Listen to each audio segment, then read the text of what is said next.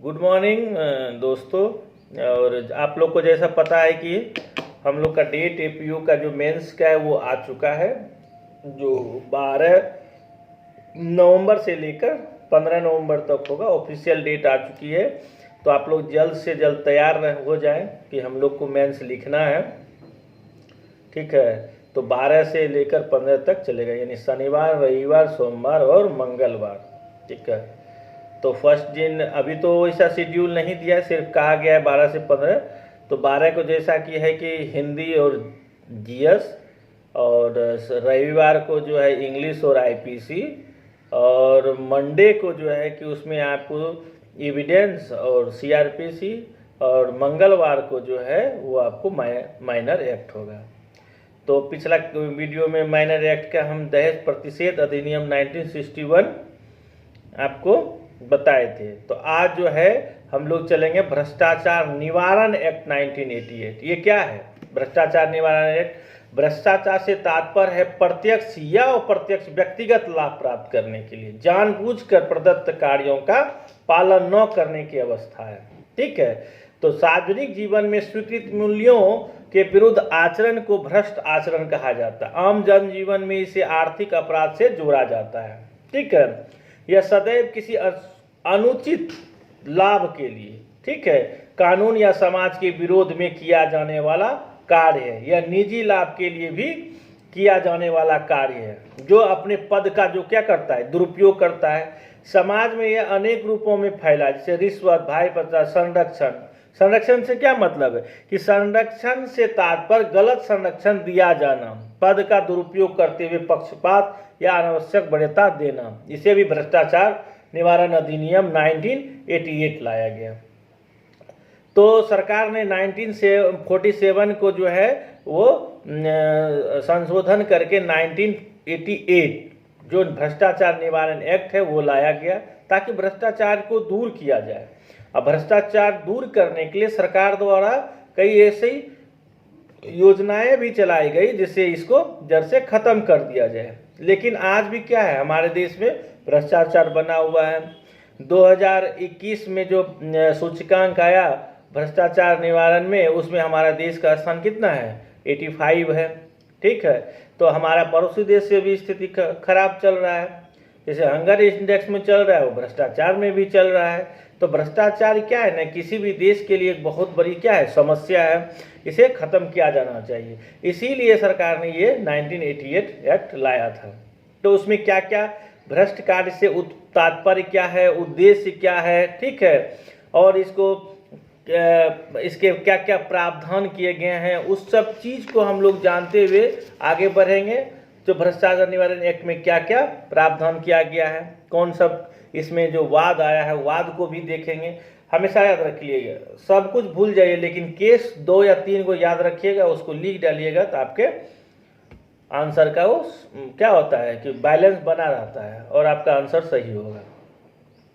तो हम लोग देखेंगे यहाँ पे भ्रष्टाचार कार्य से तात्पर्य क्या है कि आधिकारिक हैसियत से किए गए कार्यों के लिए भेंट स्वीकार करना, ठीक है, अवैध रूप से कोई वस्तु या आर्थिक लाभ प्राप्त करना, सार्वजनिक संपत्ति का दुरुपयोग करना, आय के ज्ञात संसाधनों से अधिक अनुपात में संपत्ति व आर्थिक संसाधन जुटाना, जानबूझकर नियमों की अनदेखी करते हुए करों देयकों के भुगतान से बचने के लिए जो है बचने में नागरिकों की क्या करना चाहिए, मदद जो करता है, वो भी भ्रष्टाचार है। किसी भी बहाने प्रदत्त कर्तव्य को करने के इनकार करना जिससे दूसरे को फायदा पहुंचाना। तो प्रावधान क्या किया गया भ्रष्टाचार निवारण एक्ट 1988 में? भारतीय दंड संहिता 1860 धारा 169, 71 एवं 409 में इसमें क्या किया गया, प्रावधान किया गया भ्रष्टाचार निवारण एक्ट 1988 को। बेनामी संव्यवहार निषेध एक्ट 1988, अर्थ शोधन निवारण एक्ट 2002, ठीक है, जो सुको कहते हैं मनी लॉन्ड्रिंग एक्ट 2002, भ्रष्टाचार निवारण एक्ट 1988। इस अधिनियम को भ्रष्टाचार निवारण एक्ट 1988 के नाम से जाना जाता है, जिसने भ्रष्टाचार निवारण एक्ट 1947 का क्या किया, स्थान लिया है। इस प्रकार भ्रष्टाचार से संबंधित मामले में यह अधिकतम प्रभावी होगा। तो उसके बाद आएंगे हमारा उद्देश्य क्या है। इस अधिनियम का सर्वोपरि उद्देश्य भ्रष्टाचार का निवारण करना है। इसके मुख्यतः जो है दो उद्देश्य है, रिश्वत एवं भ्रष्टाचार निवारक विषयों को समेकित करना, ऐसी विधियों को संशोधित करना, क्या ऐसी विधियों को संशोधित करना जो हमारा उद्देश्य है। वाद क्या आया था, केस आया था एम नारायण नाम्बियार बनाम केरल राज्य, एम नारायण नाम्बियार बनाम केरल, ऐसे भी नाम्बियार बनाम केरल राज्य के वाद में उच्चतम न्यायालय ने के नियम निम्न उद्देश्य है, लोक सेवकों में प्राप्त भ्रष्टाचार को समाप्त करना, ठीक है, भ्रष्ट लोक सेवकों को कठोर दंड से दंडित करना, के बाद लोक सेवकों को दंडित करना, ये इसका वाद में आया था, नाम्बियार बनाम केरल राज्य। ऐसे भी लिख दीजिएगा कि लोक सेवकों को में व्याप्त भ्रष्टाचार को समाप्त करना, भ्रष्ट लोक सेवकों को कठोर सजा देना और लोक सेवकों को दंडित करना, ये नाम्बियार बनाम केरल राज्य में आया था, ये आप ऐसे लिख दीजिएगा। दूसरा इसी में केस आया था वेंकट रमन बनाम स्टेट के मामले में, ठीक है, इसका पूल फॉर्म है SAMA वेंकट रमन बनाम स्टेट के मामले में निर्णित किया गया कि भ्रष्टाचार निवारण अधिनियम का उद्देश्य भ्रष्ट लोक सेवकों को कठोर दंड से दंडित करना, उन्हें क्षमा करना नहीं है। ये दूसरे वाद में आया। तीसरा वाद इसी में आया, सीता हेमचंद्र शशितल बनाम महाराष्ट्र राज्य के वाद में के मामले में हाईकोर्ट ने यह कहा कि यदि किसी अभियुक्त को दोष सिद्ध किए जाने के लिए पर्याप्त साक्ष्य उपलब्ध नहीं है तो ऐसे अभियुक्त को अभियोजित नहीं किया जा सकता है। इससे व्यक्ति को अनावश्यक परेशान करने के लिए अभिनियोजित किया जाना भी नहीं चाहिए, ठीक है। ये आया था सीता हेमचंद्र शशितल बनाम महाराष्ट्र राज्य में। इसमें कहा गया अगर ऐसा कोई साक्ष्य नहीं उपलब्ध हो रहा है, ठीक है, तो उसको क्या करना चाहिए, अभियुक्त को अभियोजित नहीं करना चाहिए, ठीक है। और इससे क्या होगा, व्यक्ति को आवश्यक परेशान करने के लिए अभियोजित किया जाना भी नहीं है। मतलब किसी भी व्यक्ति को अगर साक्ष्य नहीं है कि उसने ऐसा किया है, भ्रष्टाचार किया है, तो उसको अभियोजित नहीं किया जाना चाहिए।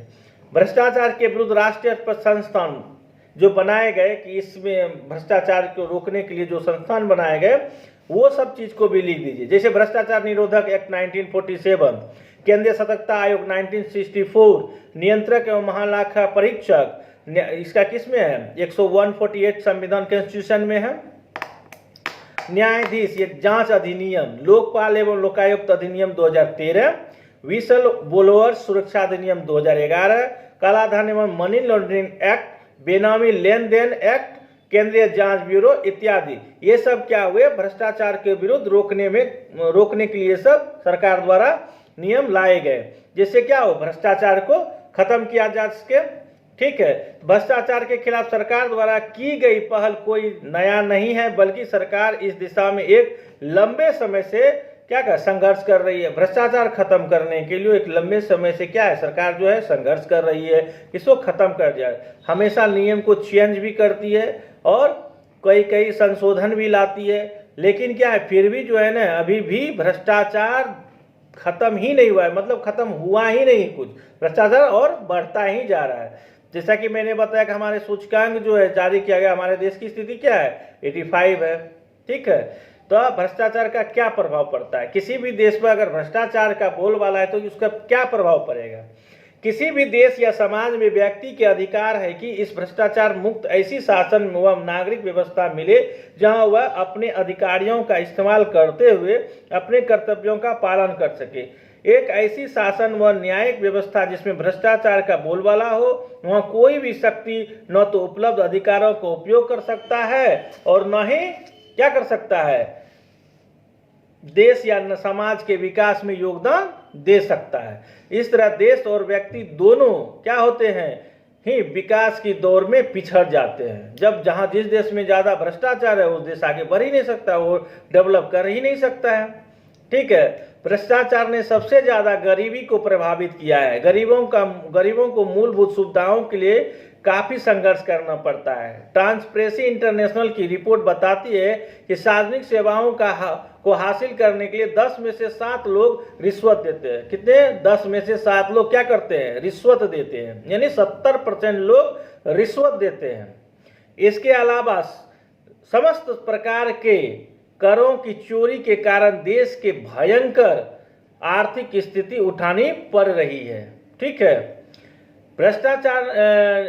भ्रष्टाचार नियंत्रण को लेकर सुझाव। भ्रष्टाचार अपने आप में एक गंभीर चुनौती है जो आज तक बनी हुई है। इस संबंध में कुछ सुझाव को अमल में लाया जा सकता है। अगर हमको सुझाव देना है तो कुछ सुझाव भी दीजिए कि कैसे भ्रष्टाचार को खत्म। सब अपने अपने भी लिख सकते हैं, इसमें कोई बड़ी, आपको जैसा लग रहा है वैसा लिखिए, हमको जैसा लगा वैसा लिखे, कैसे ऐसे भ्रष्टाचार को खत्म किया जा सकता है। देयरफॉर अपने आप में एक गंभीर बीमारी है। क्या है भ्रष्टाचार? क्या है? गंभीर बीमारी है। और कोई भी सरकार जो इसकी चुनौती है उसके लिए कि इसको कैसे खत्म किया जाएगा, जो आज तक बनी हुई है।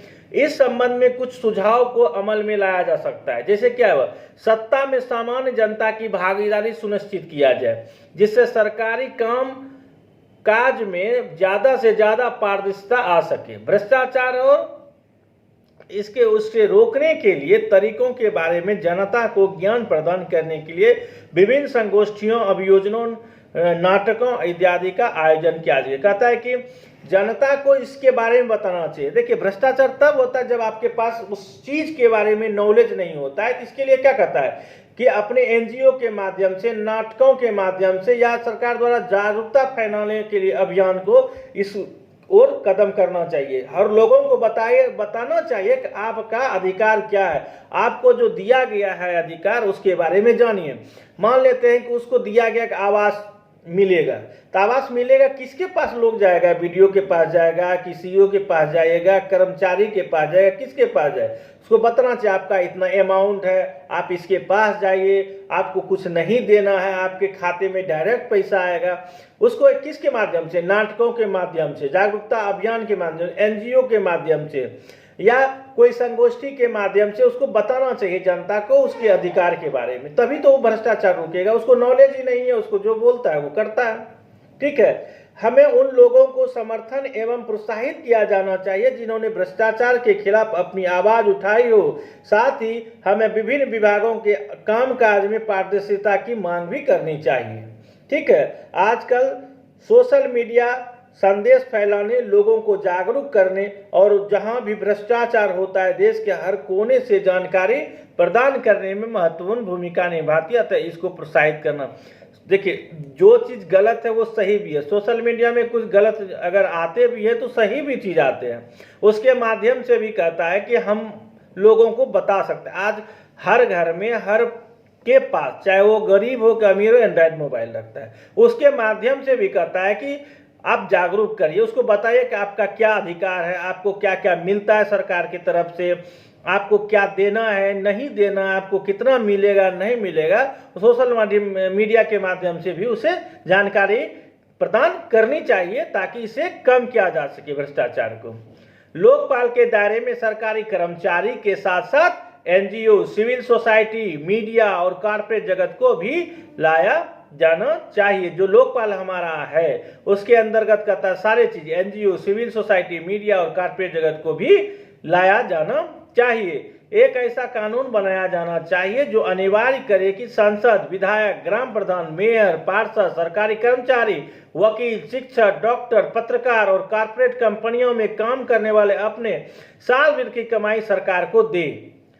ठीक है, साल भर की कमाई सरकार को दे। मतलब क्या है कि जो भी आप कमाते हैं, जो टैक्स देते हैं उसको दीजिए और उसको बचाइए नहीं। ऐसा नहीं है डॉक्टर क्या है व्हाइट मनी दिखा दिया, वकील क्या है डॉक्टर व्हाइट मनी दिखा दिया, ग्राम प्रधान, सांसद ये सब दिखा दिया अपना भत्ता, डीए ये सब लिखा था। नहीं, आप भी इसमें मदद कीजिए।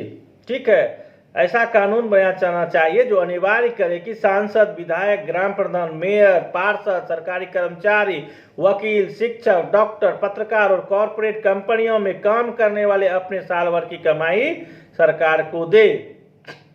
राजनीतिक दलों के खाते को भी अब सूचना के अधिकार के तहत कर दिया जाना। जितना भी राजनीतिक दल है सबको सूचना का अधिकार के अंतर्गत करना चाहिए। तो आपके पास कितना धन है, नहीं है, कहाँ से खर्च करते हैं चुनाव में, कहाँ से दारू पिलाते हैं लोगों को, हैं? जब चुनाव आता है तो आपको पैसा आता है, आज जब चुनाव जीत जाते हैं तो आपको पैसे नहीं है।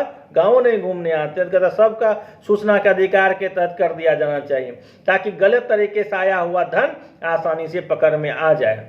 भ्रष्टाचार के खात्मे में मजबूत न्यायिक व्यवस्था और मानवाधिकार आयोग जैसे निकाय महत्वपूर्ण भूमिका निभा सकते हैं। जब न्याय व्यवस्था हमारी मजबूत हो जाएगी और मानवाधिकार आयोग जैसे सख्त हो जाएंगे निकाय, तो हमारा भ्रष्टाचार यूं ही खत्म हो जाएगा। ठीक है। भ्रष्टाचार निवारण एक्ट 1988 में पूरे भारत में लागू है। यह एक्ट 9 सितंबर 1988 को प्रवर्तित हुआ। हाल में संशोधन 2018 किया गया एवं 31 अक्टूबर 2019 को अनुसूची 5 में पुनर्गठन अधिनियम किया गया है। भ्रष्टाचार निवारण एक्ट 1988 में कुल 5 अध्याय एवं 31 धाराएं, कुल 5 अध्याय एवं 31 धाराएं हैं। भ्रष्टाचार निवारण एक्ट 1988 में कुल कितने अध्याय हैं? 5 एवं धाराएं कितने हैं? 31। हाल ही में 2020 में भ्रष्टाचार के मामले 180 देशों की सूची में कितना है? 85वां है। ठीक है। 2021 में कितना है? 85वां है। तो इतना था हमारा भ्रष्टाचार एक्ट का। धारा जो है 1 से लेकर 31 तक आप देख लीजिए। उसके बाद उसमें क्या अध्याय 5 है, अध्याय 1 में क्या है, अध्याय 2 में क्या, अध्याय 3 और 4, 5 में। अध्याय 1 में संक्षिप्त नाम और विस्तार है। अध्याय 2 में क्या है? विशेष न्यायाधीशों की नियुक्ति है। और अध्याय 3 में अपराध और शक्ति है। अध्याय 4 में क्या है? इस एक्ट के अधीन मामलों का अन्वेषण है। और 5 में है, 4 के क में संपत्ति कुर्की और संपरण। और लास्ट में जो अध्याय 5 है, अभियोजन के लिए पूर्व मंजूरी और अनप्रकीर्ण उपबंध। तो टोटल इसमें 31 धारा, 31 को आप देख लीजिएगा। शॉर्ट में यही लिखना है। एक क्वेश्चन आपको पूर्ण बताए, इसी में से लिखना है आपको, ज़्यादा कुछ नहीं है इसमें। ज़्यादा आप लिखिएगा तो आप देख लीजिएगा थोड़ा सा, और यही लिखना ही है। किसमें अब किस धारा में दंड का प्रावधान किया गया है, कितना दंड है, ये भी देख लीजिएगा। ठीक है। किसमें न्याय व्यवस्था, जैसे कि न्याय व्यवस्था इसमें किसमें था? देखिए, विशेष न्यायाधीशों की नियुक्ति अध्याय 2 में। 3 में क्या कहता है? विशेष न्यायाधीश की नियुक्ति। 4 में विशेष न्यायाधीश द्वारा विचारण मामला। 5 में प्रक्रिया और विशेष न्यायाधीश। 6 में संक्षिप्त विचारण। लोक सेवा द्वारा पारितोष। 7। ठीक है। इसको क्या किया है? पारितोष इसमें ये इतने को ही, ज़्यादा कुछ नहीं है। किस धारा में दंड का प्रावधान किया गया है? ये जो है ना अपराध और शास्तियाँ, ये अध्याय 3 में है। ठीक है। अध्याय 3 में है। ठीक है। आपको शास्तियाँ मतलब होता है दंड। ठीक है। तो 7 से लेकर 16 तक में इसको आपको प्रावधान किया गया है दंड का। तो दंड देख लीजिएगा। धारा 4 में जो है विशेष न्यायाधीश को विचारण करने के शक्ति है धारा 3 के अंतर्गत। ठीक है। विचारण धारा 4, धारा 3 के अंतर्गत विचारण है। ठीक है। ये हो गया आपको। और विशेष न्यायालय न्यायाधीश बनाने के लिए भी अड़ता है, विशेष न्यायालय भी बनाएगा आपका।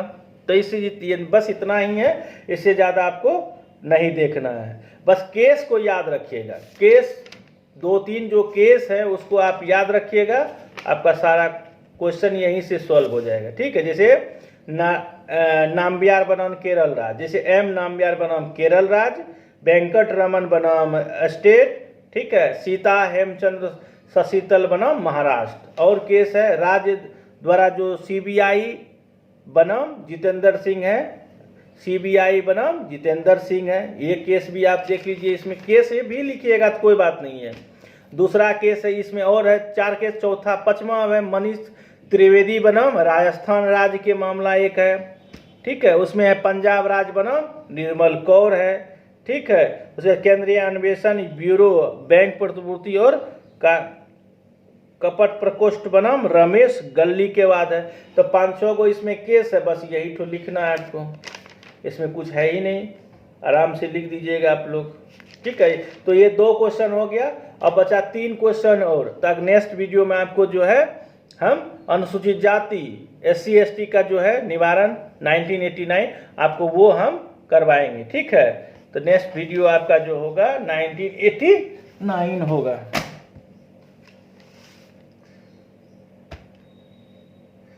तो आज के लिए बस इतना ही। ओके।